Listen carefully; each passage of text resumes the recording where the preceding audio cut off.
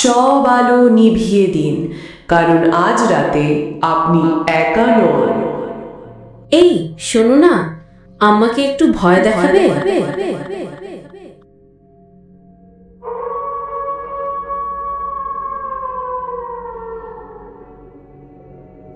আসসালামু আলাইকুম। আপনারা যারা এই মুহূর্তে শুনছেন, তাদের একটা অনুরোধ, আলোটা নিভিয়ে দিন, চোখটা একটু বন্ধ করে শুনুন। কারণ আজকের ঘটনা শুধুমাত্র একটি গল্প নয়, এটি একটি সত্য ঘটনা যা নথিভুক্ত আছে হিন্সডেল নামের এক পাহাড় ঘেরা অঞ্চলের সরকারি রিপোর্টে। এক পরিবার, এক নির্জন কেবিন, আর একটা অদৃশ্য উপস্থিতি যেটা একবার যাকে ছুঁয়ে যায় সে আর নিজেকে চিনতে পারে না। এই গল্পটা শুধু ভয় নয়, এটা একটা সতর্কবার্তা। আপনি তৈরি তো? চলুন শুরু করা যাক।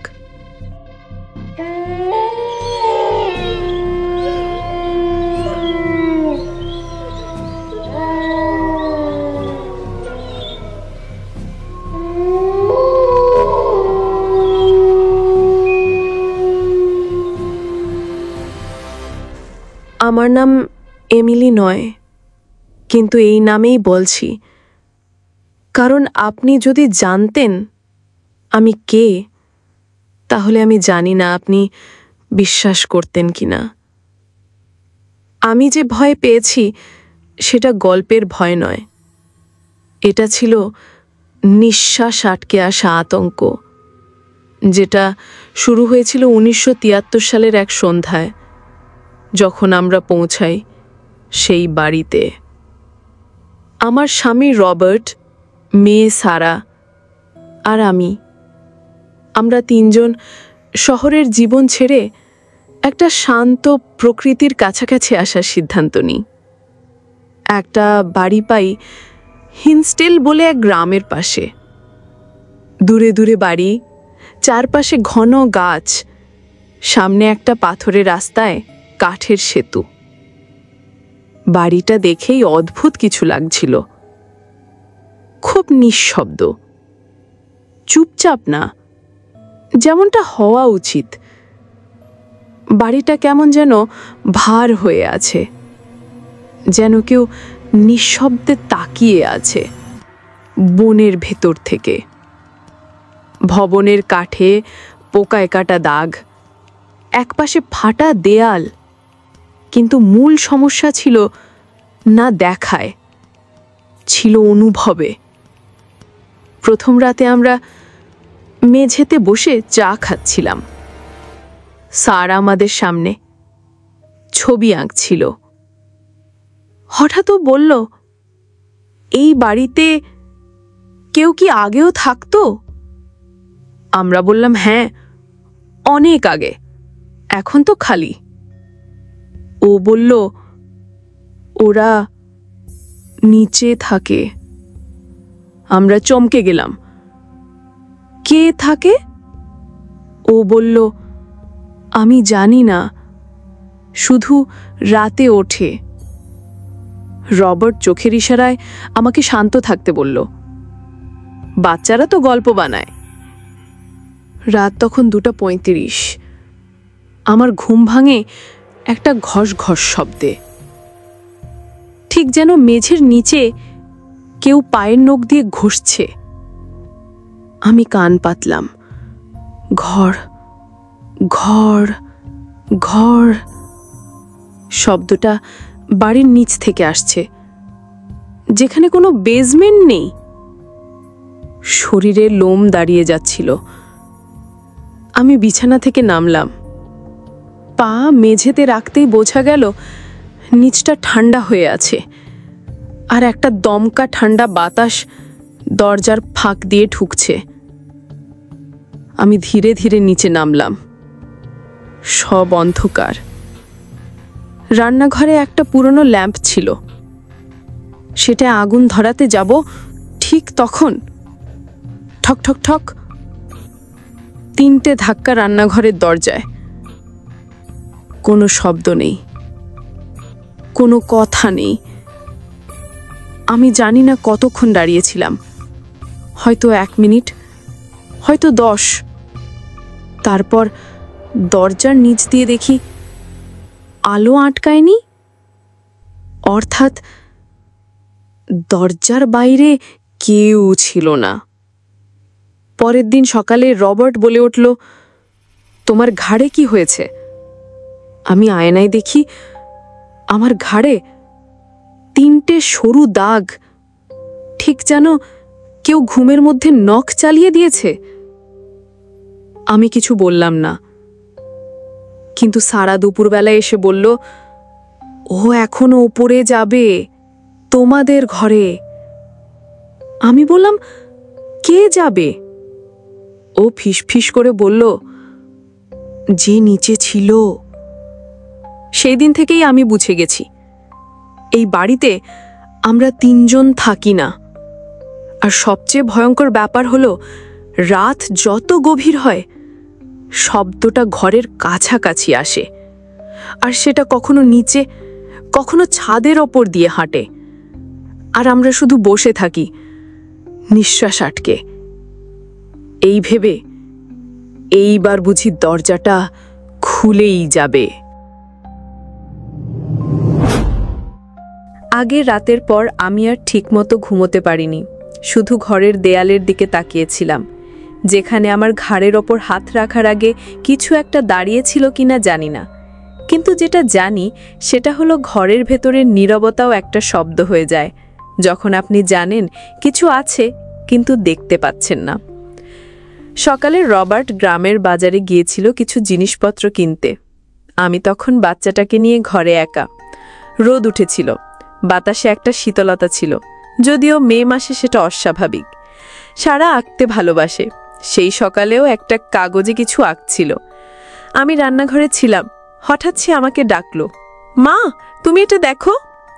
আমি কাছে গিয়ে দেখি সে একটার পর একটা ঘর এঁকেছে, জানালা, দরজা, তারপর নিচে একটা অন্ধকার কোণ। আমি জিজ্ঞেস করলাম, এটা কি?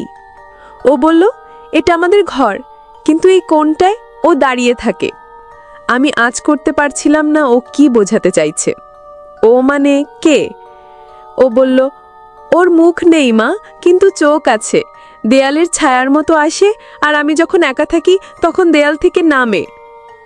আমার ভেতরে হঠাৎ ঠান্ডা কাঁপুনি বয়ে গেল। আমি কাগজটা ওর হাত থেকে নিয়ে ফেললাম। সারা কিছুক্ষণ চুপচাপ, তারপর বলল, তুমি জানো না মা, কিন্তু ও আগে এখানেই থাকতো, এখন ওর জায়গা দখল করে ফেলেছি আমরা। বিকেলে আমি ঘরের এক কোণ পরিষ্কার করতে গিয়ে লক্ষ্য করলাম দেয়ালের রঙে হালকা কালচে ছোপ। চোখের ভুল ভাবছিলাম, কিন্তু আলোর সরাতেই যেন সেই ছোপটা যেন সরল না, বরং আরও স্পষ্ট হলো। একটা ছায়ার মতো, লম্বাটে, মাথা নিচু করা, কাঁধ উঁচু করে রাখা একটা মানুষের অবয়ব। দেয়ালের মধ্যে একটা শ্যাডো জ্বলজ্বল করছে, অথচ ঘরের কোনো আলো তার উৎস না। আমি ঠাঁই দাঁড়িয়ে রইলাম, হাত বাড়িয়ে স্পর্শ করলাম দেয়ালের অংশটুকু। ঠান্ডা। ঘরের বাকি দেয়াল গরম, কেবল ওই অংশটা বরফের মতো ঠান্ডা। সেই রাতে আমি আর ঘরটা পরিষ্কার করিনি। রাত 3:12। বাড়ি নিস্তব্ধ। রবার্ট ঘুমিয়ে আছে, সারা এক ঘরে। আমি বসে আছি। ঘর ঘর ঘর, শব্দটা আজকে আসে না নিচ থেকে, এবার ঠিক আমাদের শোবার ঘরের দেয়াল ঘেঁষে। আমি জানি কেউ হাঁটছে না, কিন্তু যেন দেয়ালের পেছনে কারো পায়ের চাপ পড়ছে, ঠিক যেন দেয়ালের ভেতর কেউ হাঁটছে, ছায়ার মতো। কেউ বলতে পারে এটা ভয়, মন গড়া, কিন্তু তখনই দরজার নিচে দিয়ে বাতাসের ধাক্কা আসলো, সাথে এক গন্ধ। জ্বলন্ত কাঠ না, মাটি পোড়ার গন্ধ, পুরনো স্যাঁতসেঁতে একরকম পচা কিছুর গন্ধ। আমি দরজার নিচে তাকালাম, আলো নেই, কিন্তু একটা দাগ ছিল মেঝেতে, 3টে সরু সমান্তরাল রেখা, ঠিক যেন কারো নখ টেনে যাওয়া। ভোরের দিকে যখন রোদ উঠল, আমি দেখতে পেলাম দেয়ালের ছোপটা রয়ে গেছে, কিন্তু এবার তা একটু নিচু, যেন সেই ছাড়া নিচে নেমে এসেছে, আমার ঘরের মাঝখানে, আর সারা সকালে উঠে এসে বলল, ও কাল রাতে আমার বিছানার পাশে দাঁড়িয়েছিল, আমি ঘুমাইনি, আমি ওকে দেখেছি, ও এখন যেতে চায় না। রাতের পর রাত আমরা শব্দ শুনে যাচ্ছি। শরীরে দাগ পড়ে, বিছানা কাঁপে, ঘরের বাতাস ভারী হয়ে ওঠে, কিন্তু আমাদের কেউ বিশ্বাস করছিল না, এমনকি নিজের স্বামীও না। আমার স্বামী রবার্ট ভাবছিল আমরা হয়তো মানসিক চাপে এসব ভাবছি, তাই প্রমাণ দরকার ছিল। একটা অডিও রেকর্ডার আমরা কিনেছিলাম, ছোট একটা ক্যাসেট রেকর্ডার। দেয়ালের পাশে রেখে রাত 2টা থেকে 4টা পর্যন্ত চালু রাখা হতো। তৃতীয় রাতেই সেটা কাজে দিল। রেকর্ডারে আমরা যা শুনলাম তা ব্যাখ্যাহীন। প্রথম 40 মিনিট কোনো শব্দ নেই, তারপর হঠাৎ এক অদ্ভুত গলা, একটা নিঃশ্বাস, ধীরে ধীরে ঘন হয়ে ওঠা নিঃশ্বাস, তারপর ফিসফিসে গলা, কিন্তু কোনো ভাষা না, এমনভাবে যেন কেউ কথার মতো কিছু বলছে কিন্তু জিহ্বা নেই। চেপে ধরা কণ্ঠে এক টানা ফিসফাস। তারপর একটা নারী কণ্ঠস্বর, ভাঙা, কেঁপে যাওয়া, গো ব্যাক। তারপর প্রচণ্ড জোরে একটা কাঠের কিছু ধাক্কা খাওয়ার শব্দ। আমরা ওই শব্দ শুনে রেকর্ডার বন্ধ করে ফেলি। তবে সবচেয়ে অদ্ভুত ছিল শেষ অংশটা। শেষ 30 সেকেন্ডে ক্যাসেটে বাজে একটা গান, পুরনো দিনের কোনো ফোক টিউন, মেয়েদের গাওয়া, মৃদু গলায় গাওয়া একটা লালনের মতো হাহাকার। কিন্তু ঘরে তো কোনো গান ছিল না, আর ক্যাসেটে গান আসারও কথা না। রেকর্ডিং শুনে রবার্ট চুপ করে বসেছিল প্রায় 15 মিনিট। তারপর বলল, তুমি কিছু শুনেছ না তো? আমি বললাম, কি? সে বলল, শেষে একটা শব্দ ছিল, আমার নাম নিচ্ছিল। আমরা বিষয়টা নিয়ে গ্রামের এক বৃদ্ধার কাছে যাই। ওর নাম রুথ, 70 ছুঁই ছুঁই বয়স, এই এলাকার লোক। সে ঘরের নাম শুনেই গম্ভীর হয়ে গেল। তোমরা ওখানে উঠেছ? আমরা বললাম, হ্যাঁ। ও চুপ করে রইল কিছুক্ষণ, তারপর বলল, তোমাদের কি রাতে কারো হাঁটার শব্দ শোনা যায়? আমরা মাথা নাড়লাম। ঘরের ভেতর হাওয়া চলে? আমরা বললাম, হ্যাঁ। আর ঘুম থেকে উঠে শরীরে দাগ? আমরা বললাম, প্রতিনিয়ত। ও ধীরে বলল, এই বাড়িতে একসময় একটা মেয়ে ছিল, ওকে গোপনে আটকে রাখা হতো ঘরের নিচে। ওর গলা ছিল না, কিন্তু মুখ দিয়ে আওয়াজ করত। ওর নাম কেউ জানতো না, তাই ওর ডাকনাম ছিল ছায়ার মেয়ে, গার্ল অফ দ্য শ্যাডো। আমরা চুপ করে থাকি। রুথ বলল, ও মরার পর কেউ ওর দেহ খুঁজে পায়নি, শুধু মাটি কেটেই কিছু একটা দেখা গেছিল, পাথরের তলায় একটা নীল রঙের কাপড় আর কিছু অস্থি। আমার বুকের ভেতর তখন একটা ধ্বনি বাজছিল। রাতে সেই রেকর্ডার আবার চালু করি, কিন্তু এবার ঘরের জানালা নিজে নিজে খুলে যায়, আর ক্যাসেট প্লেয়ারে গানের বদলে একটা দীর্ঘ কান্না শোনা যায়। একটা মেয়ে হাঁপিয়ে হাঁপিয়ে কাঁদছে, ঘরের এক পাশে দাঁড়িয়ে কাঁদছে, অথচ কোনো লাইট এসে ধরা পড়ে না। আর জানালার ফাঁক দিয়ে হাওয়া এসে বলে, ও চলে যাবে না। রাত কেটে যাচ্ছে, রেকর্ডারের শব্দ, দেয়ালে ছায়া, আর মেয়ের মুখে সেই নাম, ছায়ার মেয়ে, গার্ল অফ দ্য শ্যাডো। 3 রাত পর সারা খেতে চাইছিল না, চোখ ফাঁকা হয়ে যাচ্ছিল, যেন অনেকক্ষণ ঘুমায়নি। আমি যখন জিজ্ঞেস করলাম, সারা কিছু হয়েছে? ও বলল, ও আমার ঘরের কোনায় বসে থাকে, আর আমি খেলে ও কাঁদে। আমি আর কিছু বলিনি। তবে রবার্ট সেই রাতেই জানালো, এই বাড়ির পেছনে একটা কুয়ো আছে, প্রায় ধসে পড়েছে। আমি আজ গিয়ে দেখেছি, নিচে কিছু একটা গন্ধ আসছিল। পরদিন সকাল, রোদ উঠেছে, কিন্তু ঘরের পরিবেশ ভারী। আমি সিদ্ধান্ত নিলাম কুয়োটা নিজে দেখব। বাড়ির পেছনের গাছগাছালি ডিঙিয়ে গিয়ে কুয়োটার কাছে পৌঁছালাম। সেখানে দাঁড়াতেই টের পেলাম গন্ধটা, পচা মাটির সঙ্গে ধাতব কিছু, যেন মরচে ধরা রক্তের মতো গন্ধ। কুয়োর পাড়ে একটা জায়গায় কাদামাটি, আর সেই কাদার ওপর লালচে একটা ছোপ। চোখে না দেখলে বিশ্বাস করা কঠিন। আমি স্পর্শ করিনি, তবে সেখানে যে কিছু একটা ছিটকে পড়েছে সেটা পরিষ্কার। আমি পেছনে ঘুরতেই দেখলাম সারা দাঁড়িয়ে আছে, চুপচাপ, জুতোর কোনো শব্দ হয়নি। ও বলল, ও এখানেই ছিল, এই কুয়োর পাশেই। ওকে ঠেলে ফেলা হয়েছিল। আমি দৌড়ে গিয়েও হাত ধরলাম। ও নিঃশব্দ। আমার চোখে তাকিয়ে বলল, ও বলেছে আজ রাতে আমি ওর ঘরে যাব। সেই রাত আমরা মেয়েকে নিজের ঘরে রাখলাম না। আমরা 3 জন একই ঘরে ঘুমালাম। 3:14 ছাদের শব্দ হলো, ঠক ঠক ঠক। তবে এটা দরজার না, এই শব্দ উল্টোভাবে হাঁটার মতো, যেন মাথা নিচে রেখে কেউ ছাদের কাঠের ওপর দিয়ে পা টেনে হাঁটছে, ধীরে ভারীভাবে। আমি রবার্টকে জাগালাম। সে কান পেতে শুনল, তারপর বলল, এটা ভেতর থেকে নয়, ওটা ছাদের কাঠের ফাঁকে হাঁটছে। আমরা নিচে নেমে আসি। বাড়ির বাতি জ্বালানো, কিছু নেই। শুধু সিঁড়ির পাশে দাঁড়িয়ে সারা বলল, ও অপরে উঠেছে, ও চাইছে আমরা খুঁজি, তাহলে ও দেখাবে কোথায় ও ছিল। পরদিন সকালে রবার্ট কুয়োর পাশে খোঁড়াখুড়ি করতে যায়। 3 ফুট নিচে পাথর পাওয়া যায়, আর পাথরের নিচে একটা পাতলা নীল কাপড়ের টুকরো। মাটি ভেজা ছিল, গন্ধ ছিল সেই একই, ধাতব কাদামাটির মতো। আর সেদিন দুপুরবেলা আমরা সারাকে ঘরে পাইনি। বাড়ির দরজা বন্ধ, জানালা লক করা, কিন্তু ও ঘরেই ছিল না। আমরা পাগলের মতো বাড়ি তল্লাশি করি। শেষমেশ দেখি ও দাঁড়িয়ে আছে কুয়োর পেছনের গাছের পাশে, চোখ বন্ধ, মাটির দিকে তাকিয়ে। আমরা দৌড়ে গিয়ে ওকে জড়িয়ে ধরি। ও ধীরে বলল, আমি তো বলেছিলাম ও চায় আমি ওর ঘরে যাই। ও আমাকে নিয়ে গিয়েছিল, কিন্তু শেষে বলল, না, এখন না। রাত 3:10, ঘর নিস্তব্ধ। রেকর্ডার চলছে প্রতিদিনের মতোই। আমরা 3 জন একই ঘরে, জানালা বন্ধ, পর্দা টানা, আলো নেভানো। ঘুম আসছিল না। সারার চোখ আধা খোলা।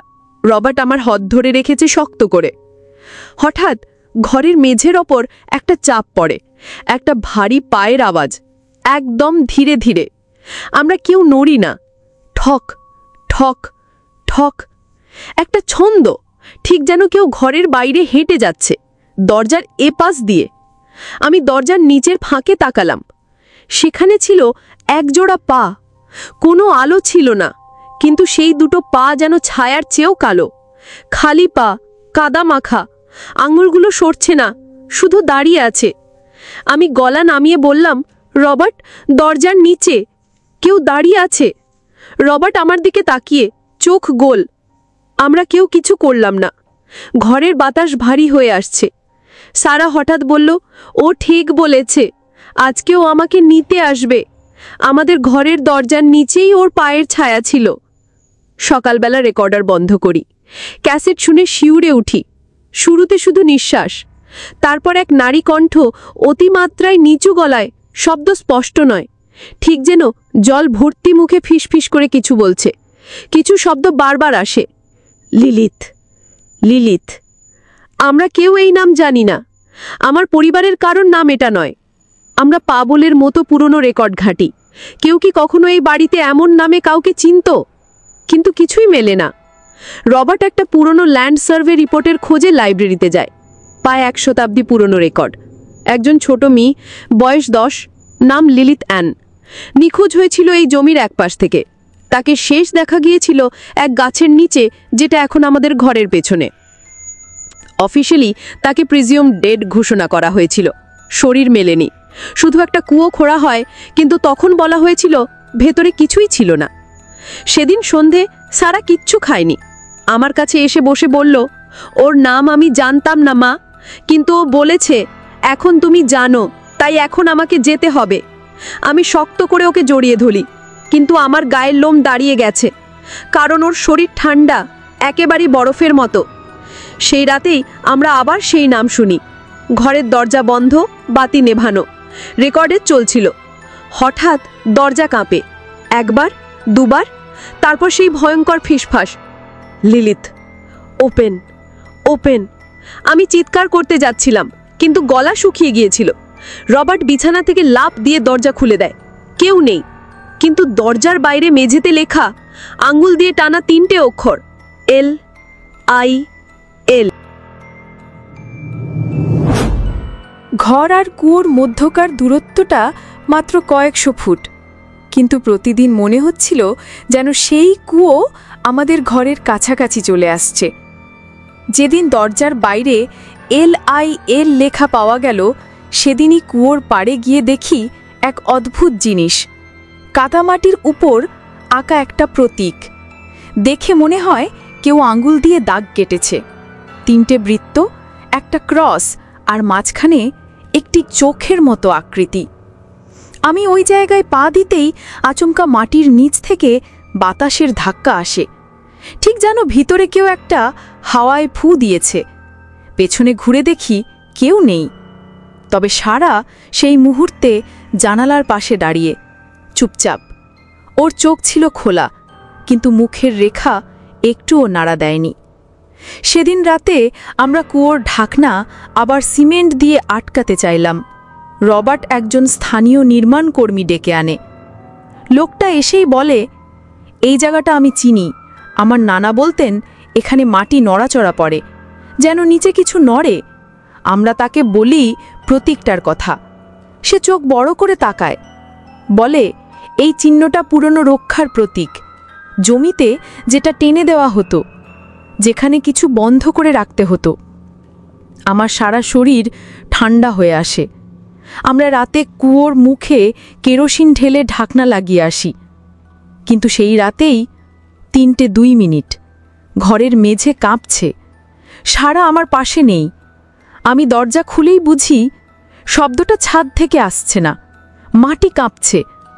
আমরা বাইরে ছুটে যাই আর কুয়োর মুখের সামনে গিয়ে দাঁড়াই।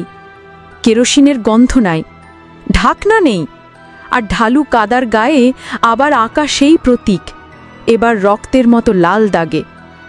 সারা পেছন থেকে ফিসফিস করে বলল, তুমি বোঝো না মা, ওরা ওকে বন্ধ করে রাখেনি, ওদের সঙ্গে আরও কেউ ছিল। সেই রাতে ঘরে ফিরে আসার পর আমরা আর আলো নেভাইনি। রেকর্ডার চালু ছিল। রাতের শেষ দিকে প্লেব্যাক শুনে শুনে আমরা ঠায় বসে থাকি। 2:47 ক্যাসেটে শোনা যায় একজন পুরুষ কণ্ঠস্বর, অদ্ভুতভাবে নিচু ঘন কণ্ঠে বলা, তুমি চলে যেতে পারবে না। তারপর ঘরের ভেতর একটা কাঠের কিছু ভারী জিনিস পড়ে যাওয়ার শব্দ। কিন্তু সবথেকে ভয়ঙ্কর ব্যাপার ছিল শেষে সারার কণ্ঠে ফিসফিস করে বলছে, আমাকে ওর কাছে যেতে দাও। কিন্তু সেই সময়ও ঘুমিয়েছিল, আমাদের ঠিক মাঝখানে, চোখ বন্ধ, ঠান্ডা নিঃশ্বাস। ও যদি ঘুমিয়েছিল তাহলে রেকর্ডারে সেই কণ্ঠ এলো কি করে? ঘরের আয়না এক সময় ঢেকে রেখেছিলাম। পেছন ফিরে তাকালে কিছু না থাকলেও আয়নায় মাঝে মাঝে কিছু একটা থেকে যেত। ঠিক কি বোঝা যেত না, কিন্তু ছায়া ছিল, একটা কাঁধ অবধি ছায়া, যেন কেউ দাঁড়িয়ে থেকে গলা নিচু করে তাকিয়ে আছে। রাতে আলো নিভিয়ে আয়নার দিকে তাকালে মনে হতো আয়না আর কিছুই নয়, একটা জানালা যার ওপাশে আমাদের কেউ নয়। সেদিন সকালে সারার মুখে কিছু একটা দাগ দেখি, 3টে রেখা, ঠিক গালের বাঁ পাশে সরু করে আঁকা। রবার্ট রেগে উঠেছিল, ভেবেছিল ও নিজেই আঁকাআঁকি করেছে, কিন্তু সারা বলল, আমি না, ও করেছে। ঘুমিয়েছিলাম আর ও আঙুল দিয়ে এঁকে দিয়েছে, ওর আঙুলগুলো ঠান্ডা। আমরা দাগটা ধুয়ে ফেলতে চাইলাম, কিন্তু যতই ঘষা হয় ততই দাগ গাঢ় হয়। শেষমেশ মনে হচ্ছিল যেন সেটা ওর ত্বকে গেঁথে গেছে। সারার ঘাড় একপাশে হেলেছিল, চোখ অর্ধেক বন্ধ। একটা কথা বারবার বলছিল, ও আমাকে নিচ্ছে, কিন্তু ধীরে। রাত তখন 2:50, আমরা 3জনই ঘরে। রবার্ট সেদিন ঘুমোচ্ছিল না। সে বলল, আজ আমি উঠেই থাকি, কুয়ো যদি কিছু করে আমি বাইরে যাব। আমরা কিছু বললাম না। 3:07 দরজায় চাপ পড়ে, একদম ধীর, টানা একটা ধাক্কা। ঠক ঠক ঠক। রবার্ট ধীরে দরজা খুলে বাইরে গেল।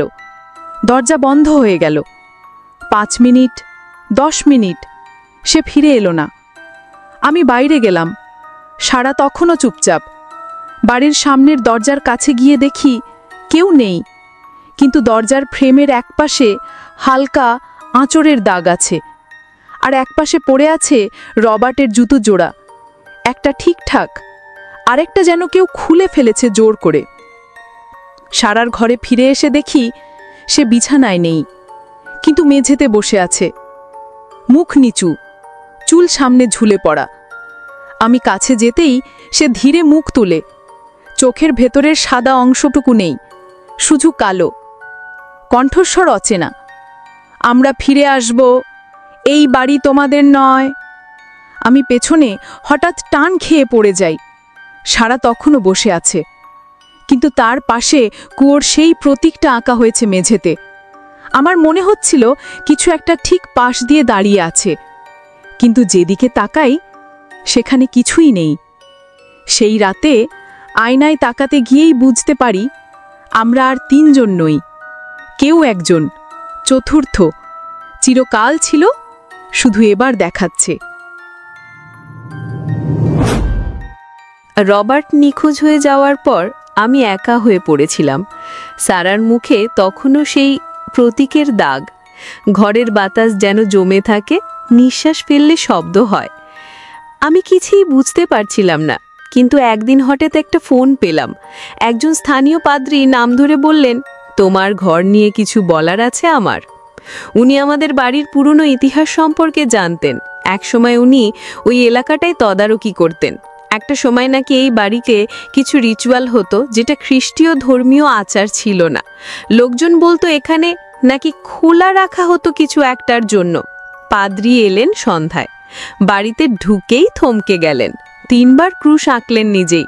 তিনি বললেন, এই ঘরটা কখনো বাড়ি ছিল না, এটা ছিল একটা সীমানা, যার ওপারে কেউ ছিল যে যেতে পারত না, আর এখন ফিরে আসতে চাইছে। আমি কাঁপছিলাম। তিনি সোজা গেলেন আমার ঘরের আয়নার সামনে। আয়নাটা তিনি খোলার চেষ্টা করলেন। পেছনে কাঠের বোর্ড ছিল, অনেক পুরনো, ফাটা। তিনি সেই কাঠ ঘষে ঘষে ধুলো সরালেন, আর দেখা গেল একটা খোদাই করা শব্দ। খ্রিস্টীয় অক্ষর নয়, কিন্তু কাছাকাছি কিছু কিছু রূপ দেখা যায়। LI-H, শেষটা ছিল অজানা প্রতীকের মতো। পাদ্রী পেছনে তাকালেন, বললেন, এই শব্দটা কোনো নাম নয়, এটা একটা চিহ্ন, ডাকার জন্য নয়, বাঁধার জন্য।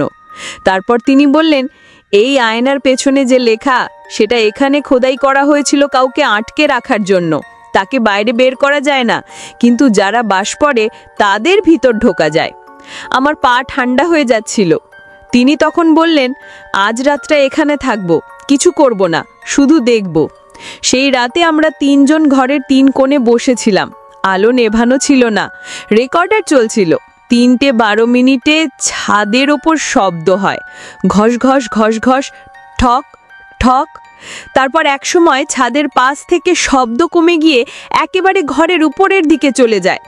পাদ্রী বললেন, ও এখন ছাদের উপর। আমরা ভেবেছিলাম উনি মজা করছেন, কিন্তু ভোরবেলা তিনি আমাদের ডাকলেন, চলো ছাদে উঠি। আমরা কাঁপতে কাঁপতে সিঁড়ি বেয়ে বাড়ির বাইরের ছাদে উঠলাম। তখন ভোর 5টা, আলো ওঠেনি, কিন্তু ছাদের একদম মাঝখানে একটা জিনিস, সাদা একটা কাপড় ঝুলেছিল। দেখে মনে হচ্ছিল কারোর জামা, কিন্তু সেটা নড়ছিল না বাতাসে। আর যেটা সবথেকে অস্বাভাবিক, কাপড়টা ছিল এমনভাবে বাঁধা যেন ভিতরে কিছু ছিল, কিন্তু শরীর নয়। ওর নিচে জমে থাকা মাটিতে একটা শব্দ করা চিহ্ন ছিল, যেটা পড়া যাচ্ছিল না। পাদ্রী মাটির দিকে তাকিয়ে শুধু বললেন, তোমরা আজ রাতেই চলে যাও, কারণ কাল সকালে হয়তো আয়নার ওপারে থাকবে তুমি।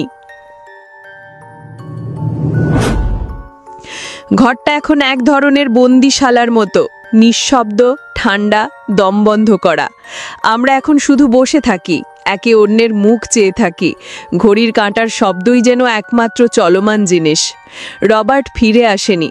পাদ্রী পরদিন সকালে চুপচাপ চলে গেছে, শুধু একটা কথা বলে গেছে আমাকে, আগামী নতুন চাঁদের রাতে ও আবার চেষ্টা করবে ভিতরে ঢুকতে। সারা এখন আর চোখ খুলে তাকায় না, ঘরের দরজার নিচে বসে থাকে। একদিন দেখি নিচু হয়ে মুখটা প্রায় দরজার ফাঁকে ঠেকিয়ে কম্প কণ্ঠে বলছে, তুমি ভিতরে আসতে পারো না, তুমি ভিতরেই আছো, আর আমি তো বাইরে।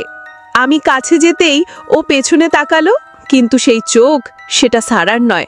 চোখ দুটো ছিল ফাঁকা, না মানসিকভাবে না শারীরিকভাবে, একটা অনুভূতি যেন সেটাই বলে দিচ্ছিল ও আমার মেয়ে না, কিন্তু ওর শরীরটা আমার মেয়ের। সেই রাতেই আমি আয়নার সামনে দাঁড়াই। আয়নাটা এখন পরিষ্কার, কিন্তু তাতে আমি নিজেকে চিনতে পারছিলাম না। আমি তাকিয়ে থাকলাম কিছুক্ষণ। নিজের মুখ ধীরে ধীরে বিকৃত হয়ে যাচ্ছিল। এক চুল করে বাঁকা ঠোঁট, চোখের ভিতরে গর্ত, ঘাড় একটু কাত হয়ে নিচে। তারপর আমার প্রতিচ্ছবি ঠোঁট নাড়ল, কিন্তু আমি কিছু বলিনি। ওর ঠোঁট বলল, আমাকে ভিতরে ঢুকতে দাও। আমি চিৎকার করে পেছনে সরে গেলাম। আয়না তখনও কাঁপছে, হালকা কুয়াশার মতো কিছু একটা ওর পেছনে। সেই মুহূর্তে রেকর্ডার চলছিল। পরদিন সকালে প্লেব্যাক চালিয়ে শুনি 1:44 মিনিটে সারার কণ্ঠ। ও আমার পায়ের নিচে দাঁড়িয়ে থাকে, মাটি কাঁপে। এরপরেই শোনা যায় একটা পুরুষ কণ্ঠ, নিঃশ্বাস নিতে নিতে বলা, তুমি দরজা খুলেছ, আমি এখন ভিতরেই আছি। তারপর একটা কাঠের দরজার ধাক্কা খাওয়ার শব্দ, আর ক্যাসেটের শেষে একটা নারী কণ্ঠ, অত্যন্ত ধীরে উচ্চারিত, লিলিথ আর নেই, তুমি কি আমার নাম জানো? সারা এখন আয়নার সামনে দাঁড়িয়ে নিজের প্রতিচ্ছবিকে প্রশ্ন করে। আমার নাম বলে না, আমাকে দেখে না, শুধু একবার বলেছিল, ও এখন আমার মুখ পড়েছে, তুমি দেখো না, আমি এখন আর আমি না। ঘর ছাড়ার কথা আমরা আগেই ভেবেছিলাম, কিন্তু কোনোভাবেই সেই শেষ দিনটা আসছিল না। ঘর যেন আমাদের আটকে রেখেছিল। দরজা খুলে যেত, কিন্তু আমরা বেরোতে পারতাম না। আর সারা এখন আয়নার সামনে বসে থাকে সারাদিন। ভর দুপুরেও যেন সন্ধে নামে ঘরে। ঘড়ি থেমে থাকে, আমাদের শরীর ঠান্ডা হয়ে আসে। আর আয়না, ওটাতে এখনো মাঝে মাঝে আমরা তিনজনকেই দেখতে পাই, কিন্তু একটা ছায়া বাড়তি থেকে যায়, চতুর্থ কেউ। ঘর পরিষ্কার করতে গিয়ে রবার্টের পুরনো একটা টিনের ট্রাঙ্ক পাই। তার ভেতরে একটা চিঠি। হাতের লেখা ঠিকঠাক বোঝা যায় না, কিন্তু কয়েকটি শব্দ স্পষ্ট। তাকে নাম ধরে ডাক দিও না, সে মানুষ ছিল না। আয়নাটা সরিও না, পেছনে কিছু ছিল, আমরা সিমেন্ট দিয়ে ঢুকিয়ে দিয়েছিলাম। কুয়োর মুখে সেই ব্রতী কাকো, তাহলে হয়তো সে ফিরে যাবে, হয়তো। চিঠির নিচে স্বাক্ষর নেই। সেই রাতেই নতুন চাঁদের রাত। আকাশ কালো, বাতাস ভারী। আমরা ঘর ছাড়ার প্রস্তুতি নিই, কিন্তু ঘর যেন বুঝে ফেলেছিল এবার তারা সত্যিই চলে যাচ্ছে। সারার গলা বসে আসে, সে কথা বলতে পারে না।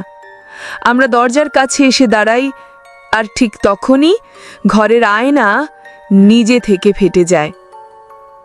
কোনো শব্দ নেই, কিন্তু আয়নার ভেতর কিছু একটা নড়ছে। ছায়ার ভেতর থেকে একজোড়া চোখ ধীরে ধীরে এগিয়ে আসে। আমরা পেছাতে চাই, কিন্তু পায়ের নিচে কাঠ নরম হয়ে যায়, যেন ডুবে যাচ্ছি। সারা হঠাৎ বলল, তুমি তো আমার মা না? আমি তার দিকে তাকালাম। ওর মুখ অচেনা, আর ওর চোখের পেছনে ঠিক যে ছায়াটা ছিল আয়নায়, এখন সেটা ওর চোখেই ছিল। সকালবেলা যখন স্থানীয় লোকজন আসে, বাড়ি খালি ছিল। আয়নার জায়গাটা সিমেন্ট দিয়ে বন্ধ। ঘরের এক কোণে পাওয়া যায় 3টে জুতো, এক জোড়া রবার্টের আর একটা ছোট মেয়ের। আর দেওয়ালের এক কোণে কাদা দিয়ে আঁকা সেই একই প্রতীক। এই বাড়ি এখনো দাঁড়িয়ে আছে, নিউ ইয়র্কের হিন্সডেল এলাকাতেই। লোকজন বলে বাড়িতে ঢুকলে একটা অনুভূতি হয়। ঘরে কেউ নেই, তবু কেউ ঘাড়ের ওপর নিঃশ্বাস ফেলছে। আর যারা আয়নায় তাকায়, তারা কেউ আর নিজেকে চিনে উঠতে পারে না। আপনারা এতক্ষণ যে ভয়ঙ্কর কাহিনী শুনলেন, হ্যাঁ, এটা কল্পনা নয়। এই হিন্সডেল হাউস সত্যিই রয়েছে আমেরিকার নিউ ইয়র্কের ক্যাটারাগাস কাউন্টিতে। 1973 সালে ক্ল্যারা আর ফিল দান্ডি নামের এক দম্পতি এবং তাদের সন্তানেরা এই বাড়িতে বাস করতে এসে অজস্র ভয়ঙ্কর অভিজ্ঞতার সম্মুখীন হন। একাধিক ক্যাথলিক পাদ্রীকে ডাকা হয়েছিল ওই সময়। তাদের অভিজ্ঞতা, আতঙ্ক এবং আয়নার পেছনের ছায়া সবকিছুই পরে নথিভুক্ত হয় বিভিন্ন প্যারানর্মাল কেস ফাইলে। এমিলি একটি ছদ্মনাম, তবে তার চরিত্রটি একেবারে বাস্তব মানুষের ওপর ভিত্তি করে লেখা। অনেকেই বিশ্বাস করেন আজও সেই আয়নার সামনে দাঁড়ালে পেছনে একটা অতিরিক্ত ছায়া দেখা যায়। তাই বলি, এটা শুধু গল্প না, একটা নীরব সতর্ক বার্তা।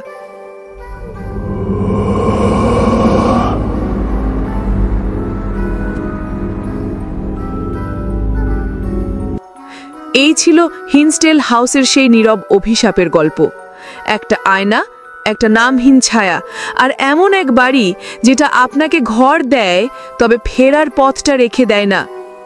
আপনারা যারা এখনো শুনছেন, দয়া করে আয়নাটা একবার দেখে নেবেন ঘরে ফিরে। আর মাঝরাতে যদি কাঁচের পাশে ছায়া দেখেন, ভেবন না আপনার চোখের ভুল, কারণ কিছু কিছু ছায়া স্মৃতিতে না, শরীরেই লেগে থাকে। ভালো থাকবেন। তবে যদি আয়নায় নিজেকে চিনতে না পারেন, তখন কারো নাম না নিলেই ভালো।